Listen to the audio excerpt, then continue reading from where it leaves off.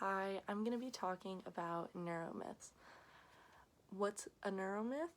Well, it's an incorrect belief about the brain. It is a widely believed neuromyth that humans only use 10% of their brains. We see this all the time in pop culture and the media. The beginning of the 2014 movie Lucy starts with Morgan Freeman's smooth and trustworthy voice stating that it is estimated most human beings only use 10% of their brain's capacity. Imagine if we could access 100%. Oh boy, what a hook. The issue is that it's entirely untrue. Before the movie Lucy, the 2011 film Limitless had a similar concept centering around increasing the amount of your brain you can use. Even in Wedding Crashers, you would think the furthest movie from brain science you could possibly get, Owen Wilson warmed the hearts of millions saying, "You know how they say we can only use 10% of our brains? I think we can only use 10% of our hearts." So, as you can see, we just can't seem to shake this idea. But where did it start? Why did we believe this myth in the first place? Whoa, it's history, Ellis, with her history zombie. Brains, neuro.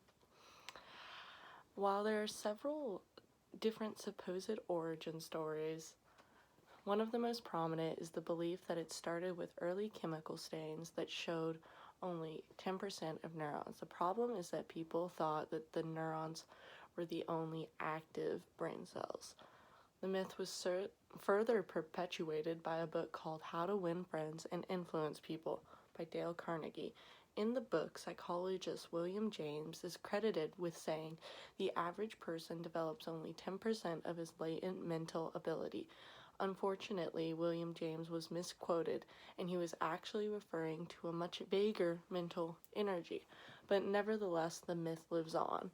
The interesting thing about this myth is that it has been clearly debunked, yet due to its pop culture provenance, it is still believed.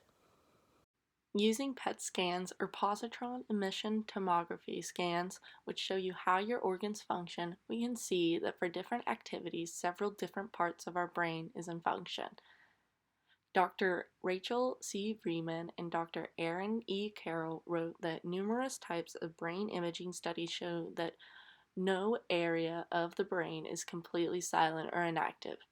Additionally, this is a brain map. It shows what the different areas of your brain does.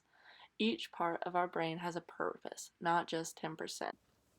Ultimately, we need to stop promoting this brain myth because if we think we can only use 10% of our brain, then we'll limit and prevent ourselves from ever fully reaching our potential. Once we set up that invisible barrier of 10%, then we stop trying to achieve more. I know personally that at one point I believed this brain myth and I wished that I could use more of my brain. But because I believed it, I accepted it. And I accepted that I would never reach my full capacity. Because I didn't think I could do better, I didn't try as hard to do better. In reality, I can always do better and I can always work to improve. I have the capacity to use my whole brain, so I'm going to. We need to stop believing this myth and start believing in ourselves.